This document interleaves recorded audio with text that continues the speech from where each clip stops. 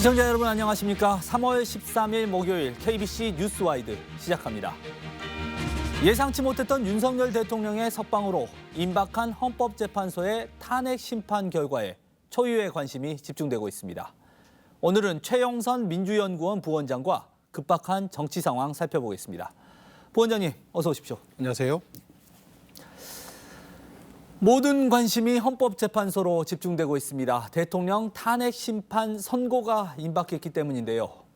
헌재는 감사원장과 서울중앙지검장 등 검사들에 대한 탄핵 심판 선고를 오늘 먼저 내렸습니다. 선고 내용 보고 이야기 나눠보겠습니다.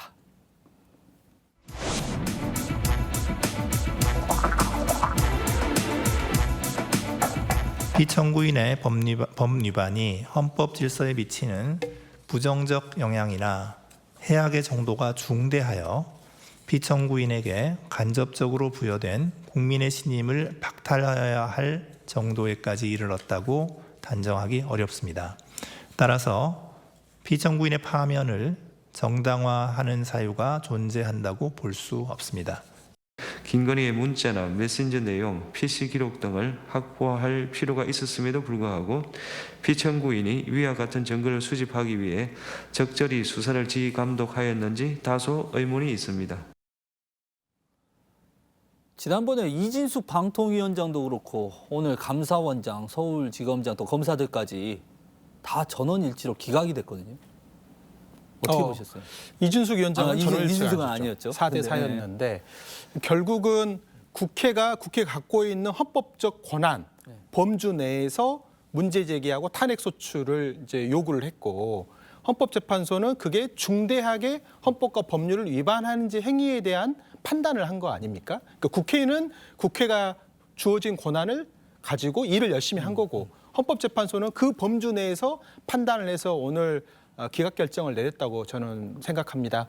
그래서 뭐 민주당이 권한을 남용했고 국회가 탄핵안을 계속 남발하고 있는 거 아니냐는 일부의 우려에 대해서도 헌법재판소는 헌법을 수호하기 위해서 정당한 절차에 따라서 진행한 것으로 오늘 또 의견을 냈기 때문에 이게 뭐 이 결과가 그냥 기각이냐 인용이냐 이 결과로만 우리가 보면 안 되고 그 의미 하나를 의미부여를 해야 된다고 생각합니다. 근데 기각 이렇게 나오면 지금 이제 대통령 탄핵 선고를 앞두고 있잖아요. 이 불안감이라고 해야 되나요? 이런 것들이 좀 올라오는 거 아닌가요? 그러니까 결국은 오늘 그 판결 내용들을 보면 과연 그 직을 파면할 만큼의 중대한 법률적 위반 행위가 있었느냐. 이게 사실은 굉장히 중요한 대목이거든요. 그래서 이런 관점에서 윤석열 대통령의 그 행위가 결국은 헌법과 법률을 중대하게 침해를 해서 그 직을 파면할 만큼에 이르렀는지를 우리는 이제 볼 수 있기 때문에 헌법재판소가 어느 부분에 주목하는지를 저희는 이번에 확인할 수가 있었고 그런 점에서 이 재판 결과가 윤석열 대통령의 파면 결정에 영향을 미친다 이렇게 보기는 어려울 것 같고 어떤 대목에서 헌법재판소가 주목하는지를 오히려 엿볼 수 있는 대목이지 않았나 이렇게 생각합니다. 선고 기일과 관련해서도 당초에는 이번 주 그러니까 한 14일 정도가 가장 유력하다 이런 이야기들이 많았거든요. 근데 아직까지도 헌재에서 무슨 발표가 없는 걸 보면 14일 내일은 물 건너간 것 같고 언제쯤 선고가 이루어지는 겁니까?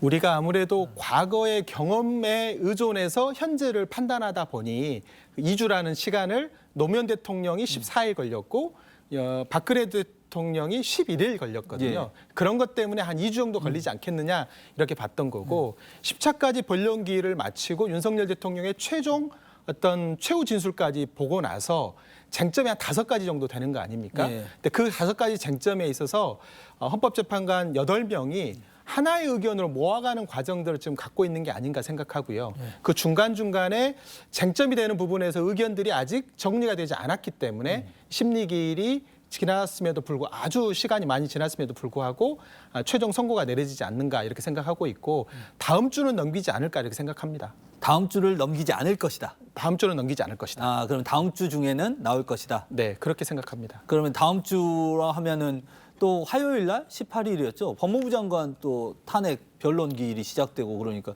시간 날짜가 좀 잘 안 나오는 것 같아요. 그거는 이제 기본적으로는 평의가 있고 그래서 쟁점에 대해서 의견을 모으는 기간이 있고 평결이라는 이제 결정을 내리는 시간이 있는데 그 중간에 헌법재판관들을 돕는 예.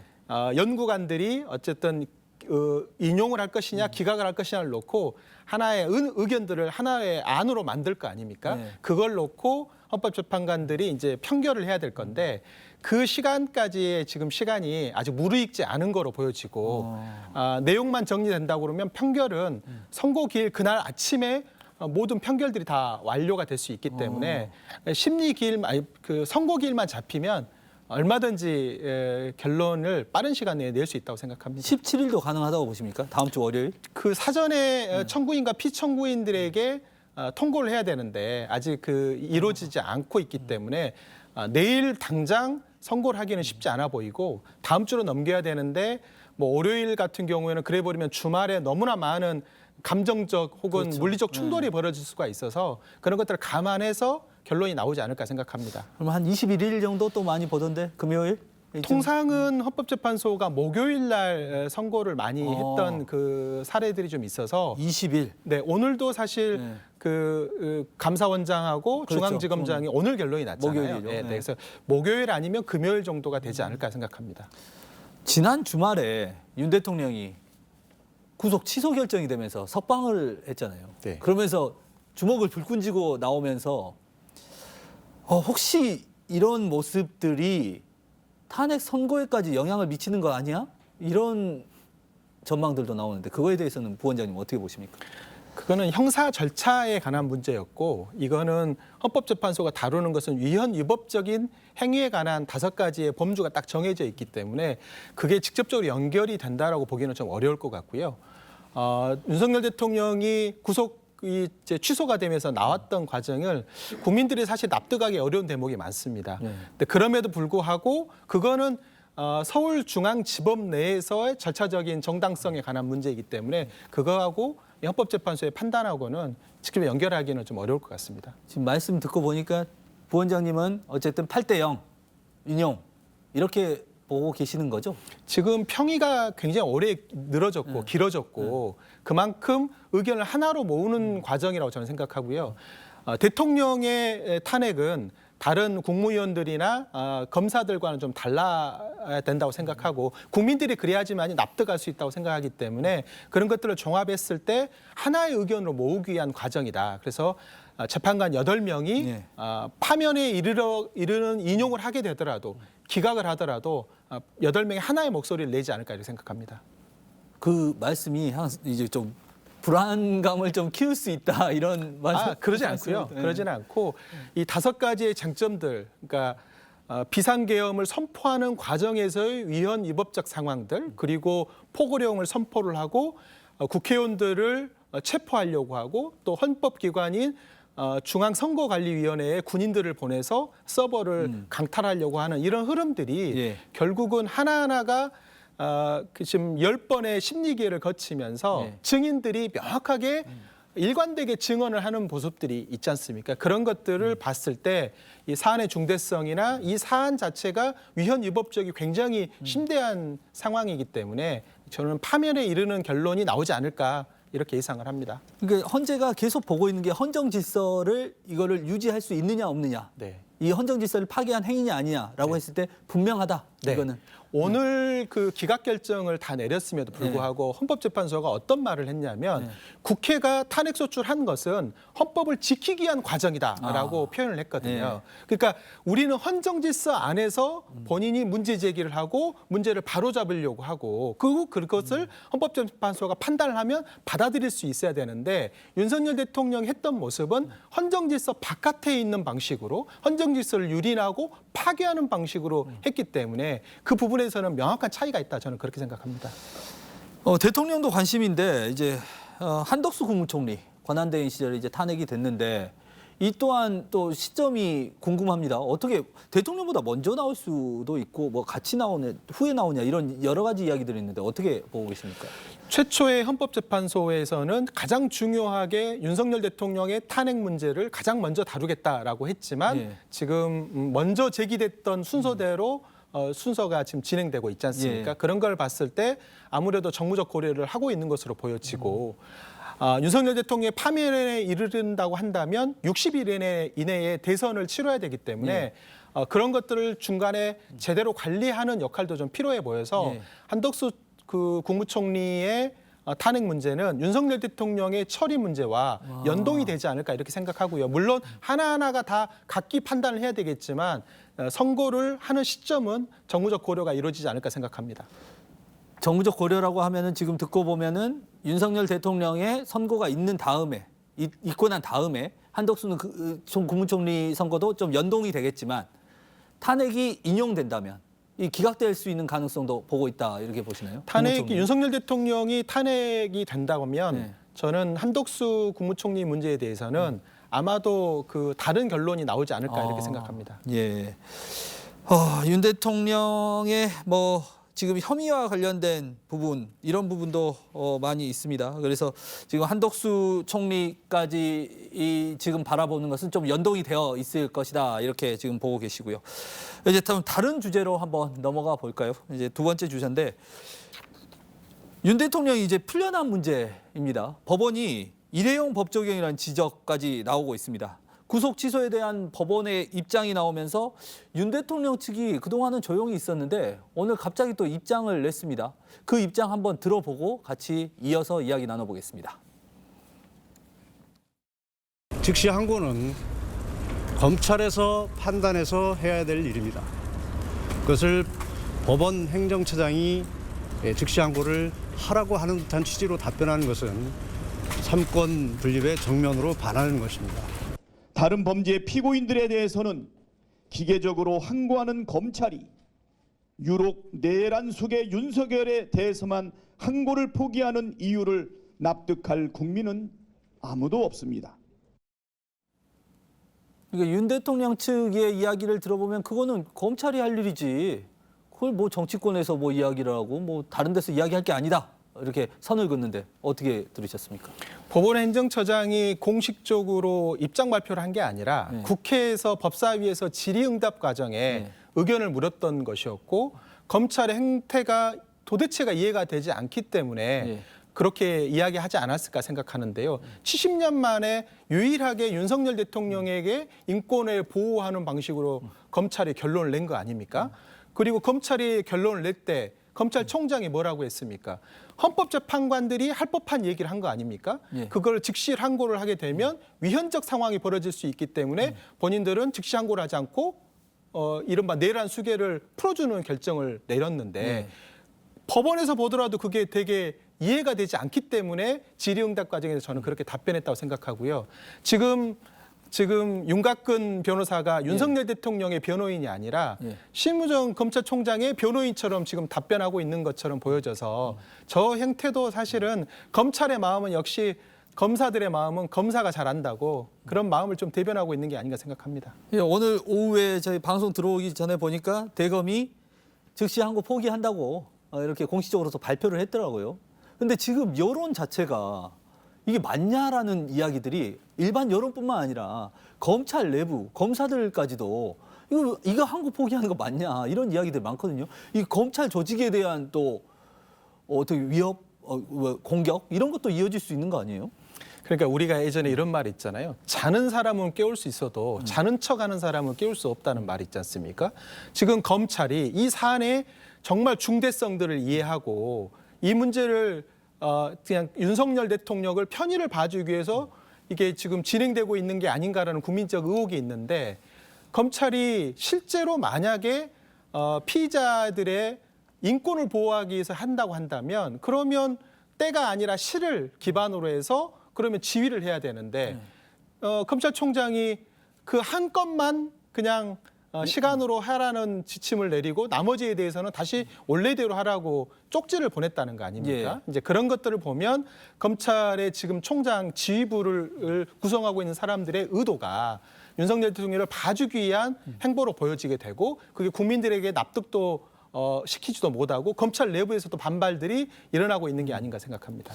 어쨌든 윤 대통령은 석방이 됐고 이에 따라서 영향은 없을 것이라고 하셨지만 그럼에도 민주당의 움직임은 굉장히 바빠지고 있습니다. 바빠지는 정도가 아니라 지금 광화문에서 지금 장외에 농성을 하고 있고 삭발, 단식 곳곳에서 일어나고 있는데 이거 요즘 민주당 분위기는 어떻습니까? 어제 저녁에 저도 그래서 광화문을 한번 나가봤습니다. 예. 그러니까 국회의원들의 한 100여 명 정도가 국회에서부터 시작해서 국민들에게 목소리를 내기 위해서 광화문까지 침묵을 하면서 거리 도보 행진을 했고 또 거기 갔더니 한 시민들이 수천 명들이 거기에서 지금 헌법재판소의 빠른 판단을 요구하고 국회가 지금 정당한 목소리로 지금 탄핵을 지금 요구를 했는데 국민의힘이 그것들을 사실 지금 헌법재판소를 깨부시자라는 요구도 할 정도로 지금 헌재도 강하게 압박하고 있는 상황이어서 그냥 이대로 놔둘 수가 없기 때문에 시민들이 지금 3.355 광화문으로 모이고 있기 때문에 민주당으로서도 거기에 동참을 하고 같이 목소리를 내고 있는 상황이다 이렇게 보여집니다.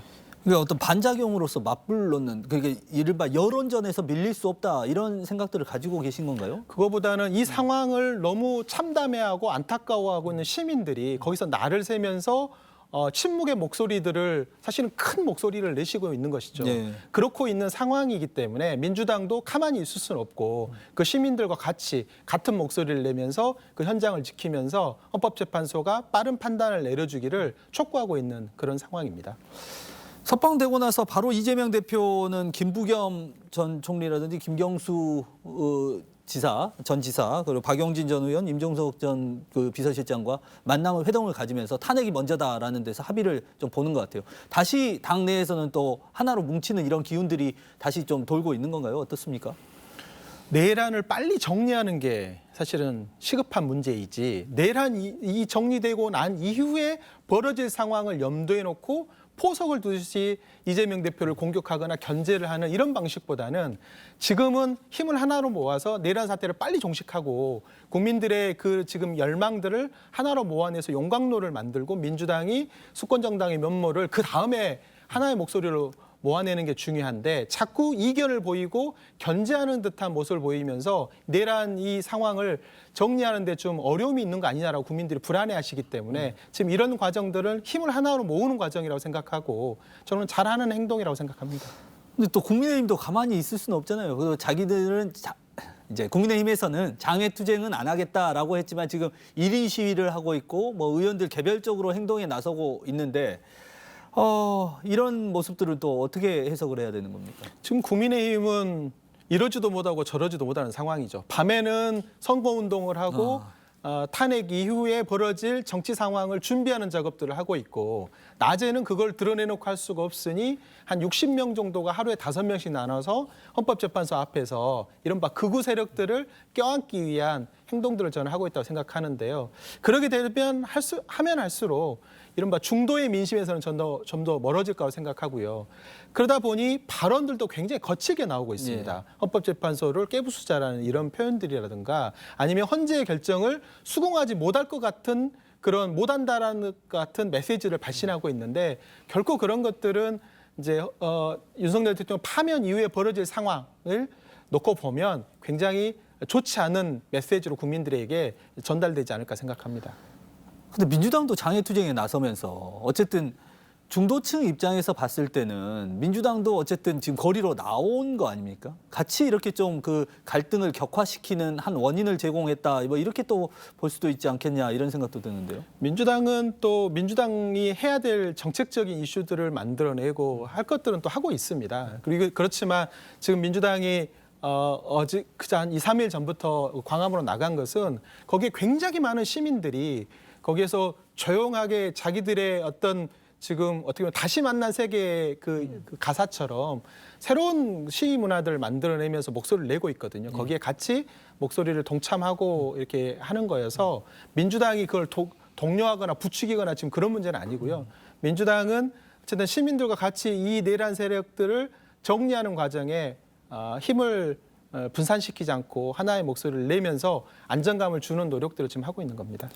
12.3 비상계엄 이후에 대한민국에서 이른바 초유의 사건들이 연이어서 일어나고 있는데 이번 주에는 석방된 이후에 국민의힘에서는 공수처장을 검찰에 고발하고 또 민주당에서는 검찰총장을 공수처에 직권남용 혐의로 고발을 하고 이 수사기관 되게 보면 어떻게 이 사정기관의 이 수장들을 각 당에서 고발하는 이런 고발전도 열리고 있습니다. 그걸 바라보는 국민들이 되게 좀 황당하기도 하고 답답하기도 하고 할 것 같은데 이거 어떻게 좀 해석을 해야 되는 겁니까?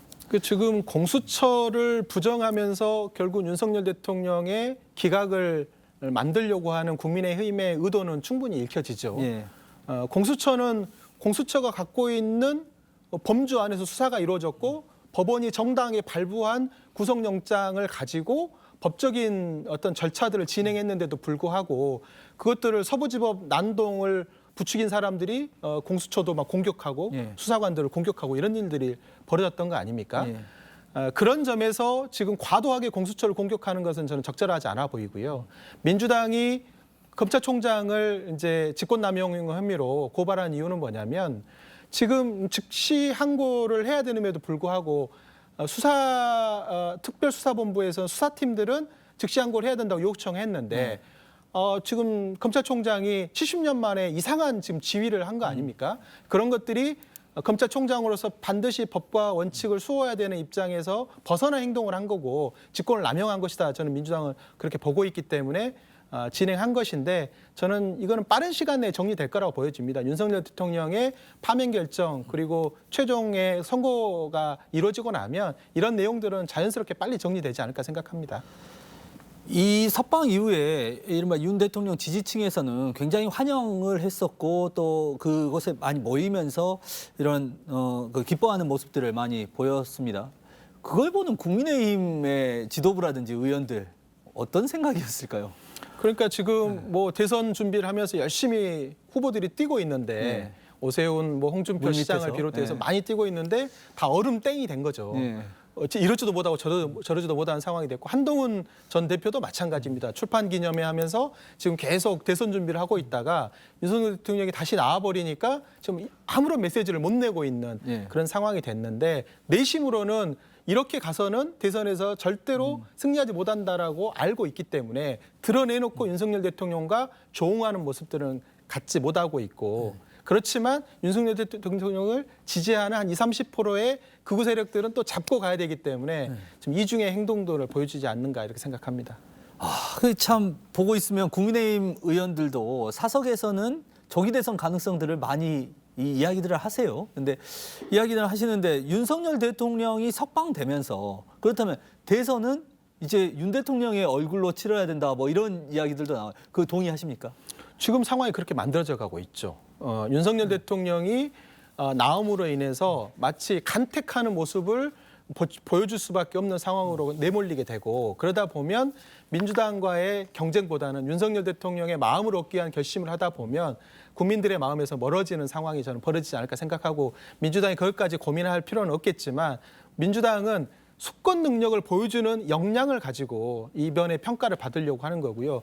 지금 성장률이 떨어지고 있고 트럼프가 등장하면서 주변 환경이 굉장히 좋지 않은 상황에서 자영업의 몰락들이 벌어지고 있는데 이런 문제들을 어떻게 풀 거냐를 놓고 논쟁을 좀 해야 된다고 보는데 윤석열 대통령을 마치 신주단지처럼 모시고 거기를 상황으로 모시고 뛰어드는 국민의힘 후보라고 한다면 이런 정책적 논의보다는 정말 감정적이고 이념적이고 그런 논쟁으로 대한민국을 끌고 갈 가능성이 있어서 민주당은 그런 점에서 좀 우려하고 있는 겁니다. 선거에 공학적으로만 보면은 민주당에서는 유리한 거 아닌가요? 그러면? 최근에 뭐 여론조사의 좀 흐름들을 보면 중도에서의 변화가 거의 없습니다. 그러니까 지금 굉장히 많은 격차를 벌이고 국민의힘과 민주당의 차이가 드러나고 있는데 민주당으로 보면 이 중도의 세력의 마음을 얻기 위한 뭐 상속세 문제라든지 네. 상법 문제라든지 이런 문제에 집중하면서 정책적 역량을 보여주려고 하고 있어서 민주당으로 보면 사실 나쁘지 않은 상황입니다. 좀 민주당에도 그런데 악재가 있긴 하죠. 이재명 대표의 선거법 2심 선고가 이제 앞두고 있습니다. 한 2주 정도 남아 있는 것 같은데 다시 이 대표가 보니까 위헌 심판 제청을 다시 신청을 했더라고요. 이게 좀 중도층이나 이렇게 봤을 때는 사법 선고를 좀 피해가려는 거 아니냐 이렇게 좀 바라볼 수도 있지 않을까라는 생각이 드는데 어떻게 보십니까? 그 일정이라는 게 저는 어긋날 거라 생각하지 않고요. 예. 이제 공직선거법 250조 1항에 결국은 어떤 사실관계 여부가 아니라 가령 내 허위 사실을 경력을 했다던가 아니면 재산을 숨긴다던가 이런 걸 통해서 당선 목적으로 허위 사실을 유포하는 것은 그것은 명백하게 그는 법적으로 재단해야겠지만 인식의 영역 또 생각하느냐 어떻게 생각하느냐를 가지고 그걸 가지고 허위냐 아니냐를 가지고 지금 따지고 있는 이 상황이 마땅하지 않고 그거는 좀 바람직하지 않다고 생각하기 때문에 계속 민주당으로서는 문제 제기를 하고 있는 것이고 그런 점에서 헌법재판소의 의견을 한번 들어보고 싶어 하는 것은 당연히 저는 이 선거에 재판에 임하고 있는 그 사람으로서 당연한 도리라고 생각하고 권리라고 생각합니다. 그 조금 시간이 남아서 마지막 질문으로 좀 드리고 싶은 게 이 대표가 암살 위협을 받고 있다 이런 제보를 받으면서 경찰에 신변 보호 요청을 했습니다. 이게 어떻게 보면 국민의힘을 향해서 이걸 극우화시키고 어떤 뭐 테러리스트 집단으로 만들려는 이런 의도가 있는 건지 정말로 그런 위협이 있는 건지 어떻게 바라봐야 되는 겁니까? 저희가 아무도 생각을 못했잖아요. HID를 동원해가지고 체포조를 만들고 500명을 실미도로 보내거나 연평도로 보내가지고 그 중간에 침몰시키려고 했던 이런 계획들을 만들었던 거 아닙니까? 예. 그렇기 때문에 이 극단적 상황으로 내몰리고 있는 한국 정치의 상황으로 보면 얼마든지 가능할 수 있는 내용이기 때문에 그런 점에서 우려를 제기했고 그리고 또 어떤 믿을 만한 제보자로부터 민주당으로 그 제보가 와서 그런 것들을 지금 공개적으로 얘기하고 있는 것이고요. 한국 정치가 이렇게 극단으로 내몰리고 있는 상황이 결국은 이 국민들에게 엄청난 사실 피해를 줄 수 있는 문제이기 때문에 대선을 앞두고 특히 탄핵이라는 이 과정을 앞두고 그런 점에서 저는 경각심을 불러일으키는 그런 거로서는 저는 당연하다고 보고요. 지금 서울경찰청에서도 총기가 지금 서울 시내에 풀렸던 총기들을 다시 다 회수하고 새롭게 총기를 반출을 안 하려고 하는 계획도 지금 세우고 있고 예. 헌법재판소 주변에 있는 주유소들을 만약에 그 선고일이 잡히면 영업을 중단한다든가 공사장을 다 폐쇄한다든가 이런 것 조치를 통해서 극단적 상황을 막기 위한 그런 준비들을 하고 있는 그런 거 연장선상에서 보면 충분히 민주당으로서는 신변의 문제에 대해서 지금 저희가 경찰에 신변 보호 요청을 하는 것은 당연하다고 생각합니다. 탄핵이 선고된 다음에는 이렇게 지금 다들 이렇게 어떻게 보면 올라와 있잖아요. 네. 압력들이 올라와 있는데 이게 좀 해소가 될 거라고 보십니까? 이게 폭발할 수 있다라고도 보십니까? 지금 국민의힘은 또 빨리 수용하겠다는 자세를 갖춰야 됩니다. 법원을 막 폭도들이 난동질을 하는 것도 막 부추기고 있잖아요. 그리고 윤석열 대통령도 반성도 하지 않고 수용하겠다는 의견들을 지금 보이지 않고 있거든요. 그래서 민주당도 국민의힘도 국민들을 향해서 헌법재판소의 결론이 나게 되면 그걸 수용하겠다라는 의사를 보여줘야 되고 그게 우리 헌정 질서를 지키는 길이고 육공화국 체제를 지키는 길이다. 저는 그래서 정치권들이 지금이라도 빨리 헌법재판소에 어떤 결론이 나오든 간에 수용하겠다라는 그 자세들을 메시지를 전달해야 한다고 생각합니다. 민주당은 냈죠? 민주당은 냈습니다. 예. 어쨌든 헌재 선거를 앞두고 극단의 정치가 정말 이제 어디가 끝인지 모르게 초유의 사건들이 계속해서 일어나고 있습니다. 오늘 이야기는 여기서 마치도록 하겠습니다. 지금까지 최영선 민주연구원 부원장이었습니다. 고맙습니다. 감사합니다.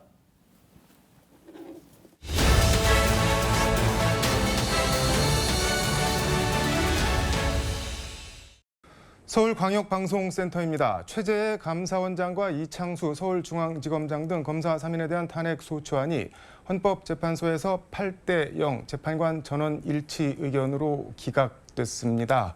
여의도 초대석 박지원 더불어민주당 의원과 정치권 현안 짚어보겠습니다. 의원님 어서 오십시오. 네, 안녕하세요. 일단 최재해 감사원장 대통령 집무실 및 관저 이전 부실 감사 그리고 전현희 전 권익위원장 표적 감사 등 사유로 탄핵이 됐는데 국회에서 8대0으로 기각이 됐습니다. 어떻게 보시나요? 대단히 유감스러운 헌재의 결정이지만 네. 헌재의 판결에 대해서 네. 승복합니다. 이창수 중앙지검장, 조상원 중앙지검 4차장 그리고 최재훈 반부패 2부장 여기도 국회가 탄핵을 했는데 8대0 기각됐습니다. 이것도 마찬가지로 유감스럽죠. 왜냐하면 김건희 네.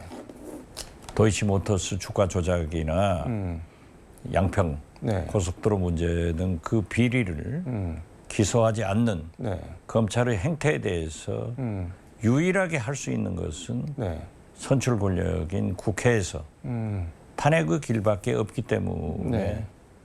헌법재판소에 제소를 했는데 전원 일치 판결로 기각이 됐다. 네.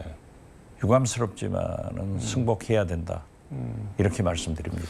근데 헌재 결정문을 보면은 김 여사 무혐의 보도 자료 뭐 성실하게 수사했다, 영장 청구했다 이런 거 허위 사실 기재로 볼 수 없다. 그러니까 탄핵 소추 사유 자체가 없다고 판단을 했는데 그러면 이거 약간 영풍 같은 게 있지 않을까요? 헌법재판소에서는 네. 형사재판이 아니기 때문에 헌법을 얼마나 일탈했느냐 이러한 문제가 있기 때문에 네. 앞으로 이러한 문제는 형사재판에서 다시 한번 네. 또 김건희 특검이 이루어지면은 수사할 수 있는 길이 있다. 저는 그렇게 보기 때문에 거듭 말씀드리지만은 헌법재판소는 단심제이고 네. 최종심이기 때문에 우리 민주당이 억울하고 분하고 납득이 안 가더라도 네. 받아들여야 된다. 이런 말씀을 드립니다. 다른 루트, 다른 방법으로 김건희 여사에 대한 수사를 해서 검찰이 제대로 수사하지 않았다라는 걸 보여주겠다 그런 말씀인 건가요? 당연하죠. 그리고 저는 이러한 감사원장과 검사 네. 세 분에 대한 탄핵 기각이 네. 오히려 윤석열 파면, 네. 탄핵 인용의 길로 가는 어떤 수순이 아닌가 하는 무슨 그 말씀인가요? 감으로 받아들입니다. 수순이라는 건 어떤 말씀인가요? 윤석열은 누가 보더라도 네. 명명백백한 헌법을 일탈했기 때문에 헌법재판소로서는 모두 다 인용하기에는 부담이 될 수도 있고 네. 그렇기 때문에 이러한 감사원장이나 이 검사 세 분에 대해서는 기각을 하더라도 네. 국민들에게 윤석열은 파면 즉 인용한다 하는 수순이 아닌가 이렇게 느껴집니다.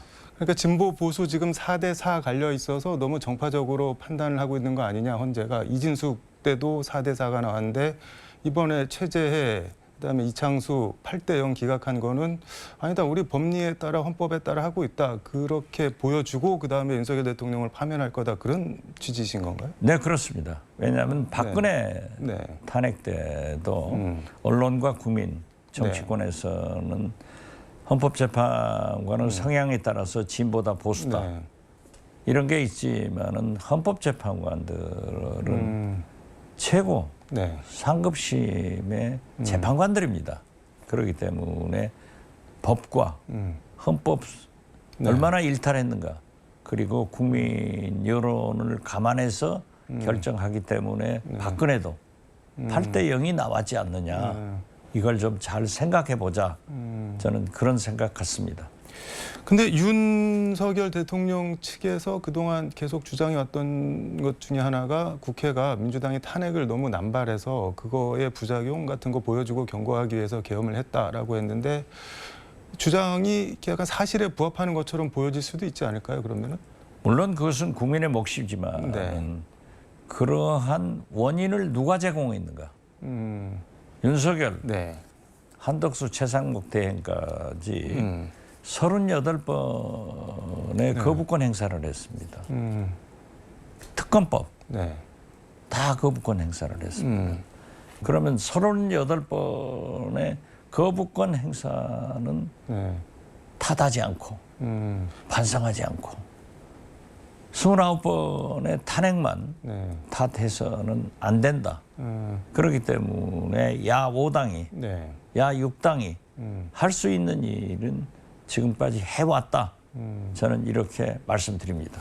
근데 권영세 비대위원장이 헌재 선고가 다 끝나지도 않았는데 기자회견 열어서 기각 환영한다 이러면서 뭐 대한민국 법치주의가 지켜졌다, 헌법 법률 살아있는 거 보여줬다 이렇게 강조를 하던데 이거는 뭐 기각을 예상하고 준비를 한 것 같은데 오늘 기각으로 탄핵 그 반대하는 쪽 윤석열 대통령 탄핵 반대하는 쪽에 뭐랄까 약간 그 여론의 불에 기름을 붓는 그런 게 있지 않을까요? 혹시? 그렇죠. 그럴 수도 있지만은 지금 현재 네. 권영세 의원이 정치권에서는 좀 앞 나가는 게 있잖아요. 네. 그렇기 때문에 그런 기자회견을 했는지 또는 사전에 네. 어떠한 정보를 입수했는지는 모르는 상태에서 제가 평가하기는 좀 빠릅니다. 어제 법사위 현안 질의에서 천대엽 법원 행정처장이 서울중앙지법 윤석열 대통령 구속 취소 결정에 대해 법원이 직시항고하지 않은 거에 대해 그거 직시항고해서 상급심 판단을 받아봐야 된다고 생각한다라고 말했는데 그 직시항고 하라는 얘기인데 이게 뭐 어떤 취지랑 맥락에서 나온 얘기인가요? 법사위원이신데. 제가 법사위원을 하기 전부터 천대엽 대법관, 네. 천대엽 법원 행정처장은 알고 있습니다. 네. 굉장히 해박한 법률 지식을 가지고 있고 네. 법관으로서 인격적인 자세도 훌륭하신 분이에요. 그리고 특히 법원 네. 행정처장은 대법관을 겸직하고 있는데 네. 국회에 나와서 아주 신중한 네. 옳은 답변을 하시는 분이에요. 저도 네. 직위원 음. 부장판사의 윤석열 석방 선고에 대해서 네. 상급 법원의 심판을 받아보아라 하는 판결 요지예요. 네. 그리고 더 나아가서 저는 검찰의 명예를 위해서나 네. 심우정 검찰총장의 법률 상식과 인격을 위해서도 반드시 내일까지가 기한입니다. 네. 그래서 직권 상고를 해야 된다. 저는 그렇게 요구합니다. 할까요? 그런데 심우정 총장이? 해야 되죠. 안 하면 우선 국민들로부터 검찰의 신뢰가 폭락하고 네.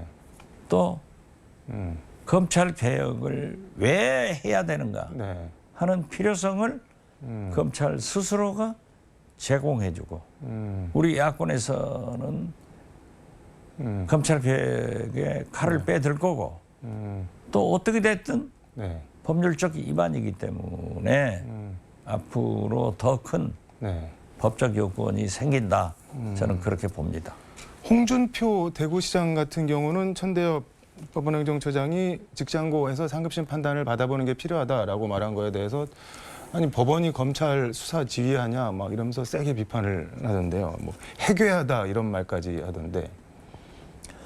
홍준표 시장의 지적은 1심 네. 판결문을 보시면 압니다. 법원 행정처장이 말씀하신 것도 네. 1심 구속 취소 판결문에 상급심의 판결을 받아보라는 그런 취지다. 취지다. 그렇기 때문에 즉시 항고가 필요하다고 네. 얘기를 했지. 이 천대엽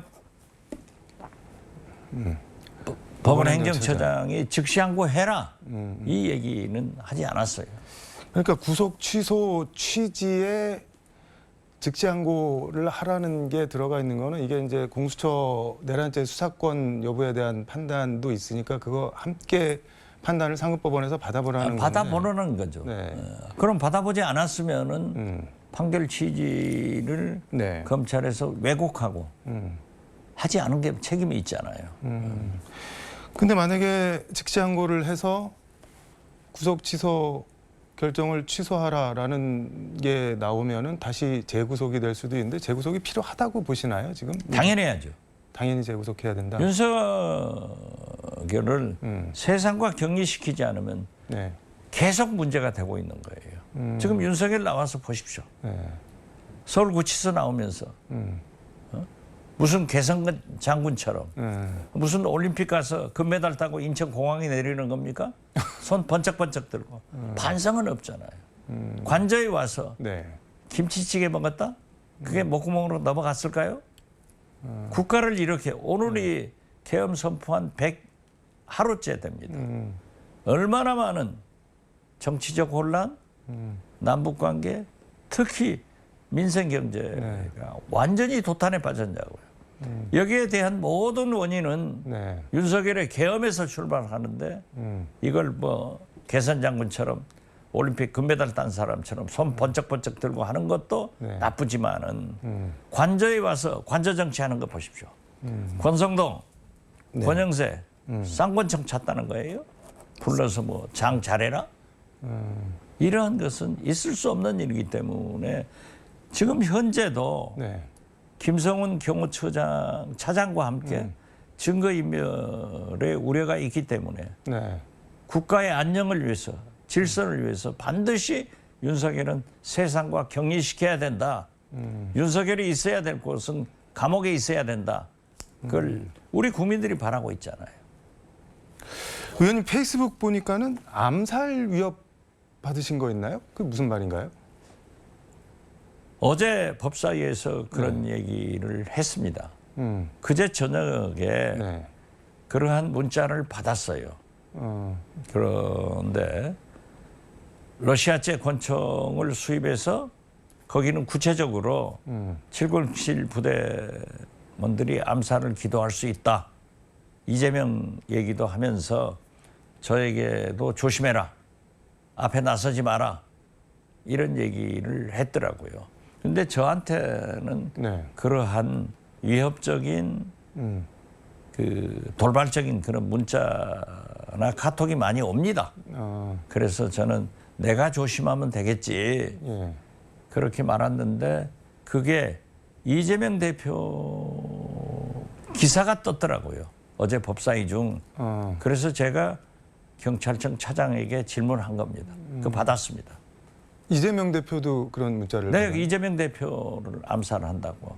이게 그냥 뭐 하는 말인가요? 아니면 실질적으로 위협 같은 게 조금이라도 느껴지나요? 그게? 사실상 네. 그러한 것이 현실로 나타나고 있었잖아요. 트럼프에게도 총을 쏘았고 이재명에게도 칼을 댔잖아요. 그렇기 때문에 네. 이재명 대표 같은 분은 음. 제1야당의 대표이고 또 대통령 유력한 후보이기 때문에 네. 저는 경호에 더 신경을 써야 된다. 저도 네. 전직 국정원장이기 때문에 국정원장을 간두면은 1년 내지 3년간을 네. 경호를 해줍니다. 그런데 이 정부에서 네.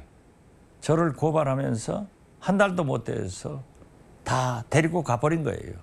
경호 지금 못 받으시나요? 저는 경호 못 받고 있습니다. 이건 있을 수 없는 일이에요. 만약 제가 네. 납치라도 당해서 살기 위해서 국가 기밀을 다 얘기한다고 하면 이 나라가 존재할 수 있어요? 이게 잘 생각해야 되는 거예요.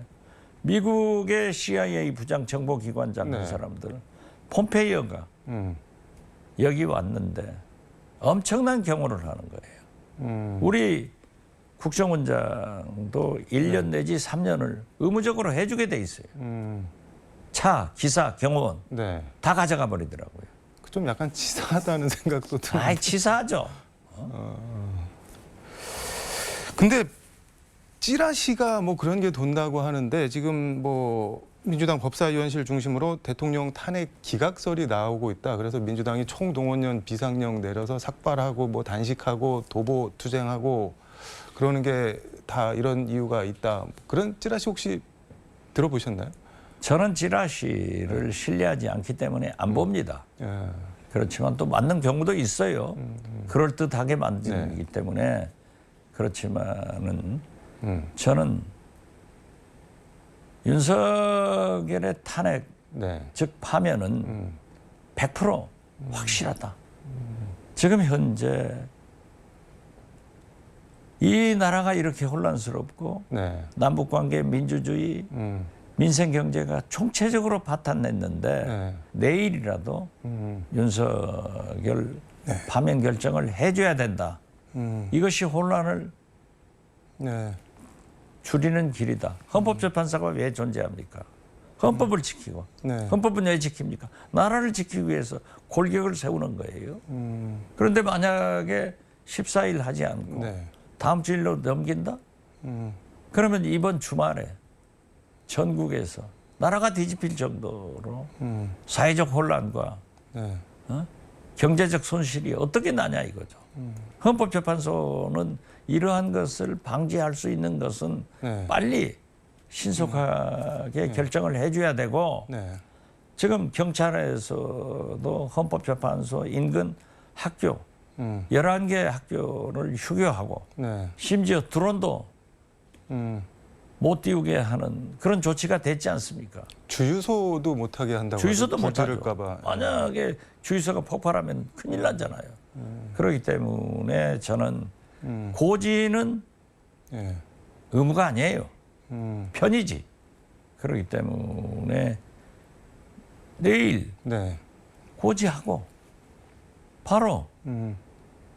TV 생중계로 네. 재판 내용을 공개한다 하면은 다 해결되기 때문에 저는 내일까지는 선고를 해달라 간곡히 부탁하고 있습니다. 알겠습니다. 시간이 다 돼서 이것만 하나 간단하게 좀 여쭤보겠습니다. 윤석열 대통령 관저 정치 얘기를 했는데 계속 관저에 있을 수 있을지 아니면 다시 재수감될지는 모르겠지만 국민의힘 후보 선정하는데 윤석열 대통령 영향이 있을 거라고 보시나요? 대선 후보. 있죠. 제가 이거 여쭤보는 게 일각에서 뭐 좀 묻기가 그런데 김건희 대망론 이래서 윤석열 대통령이 김건희를 세우는 거 아니냐 뭐 이런 얘기도 나오는데 그거는 글쎄요. 그런 풍문은 있지만 네. 우리 국민이 음. 그런 국민이 아닙니다. 전두환이 네. 자기 친구 노태우를 시켜놓고 자기가 상황하려고 네. 지금 헌법 조문에도 있어요. 우리 국민이 용납하나요? 윤석열은 끝난 겁니다. 그러니까 그의 거소는 네. 구치소, 음. 교도소 안이 돼야 되고 격리돼야 돼요. 김건희도 머지않아 네. 갈 수밖에 없잖아요. 그러니까 그런 거 이것이 막기 국가적인지. 위해서라도 대선 후보로 세우려고 한다 뭐 그런 얘기들도 자꾸 나오고. 물론 영향력 행사를 하려고 하더라도 우리 국민이 용납하지 않습니다. 우리 국민이 어떤 국민이에요? 근세사에 보면은 모든 국가 위기를 국민이 훌륭해서 다 극복했습니다. 그러나 이번에 혼란은 국민도 네. 이렇게 적극적으로 열렬히 지지하고 있지만은 헌법재판소가 할 일이기 때문에 저는 헌법재판소는 내일이라도 빨리 윤석열을 탄핵시키고 네. 심우정 검찰은 즉시 항고해서 네. 윤석열의 거소를 구치소 안으로 옮겨라.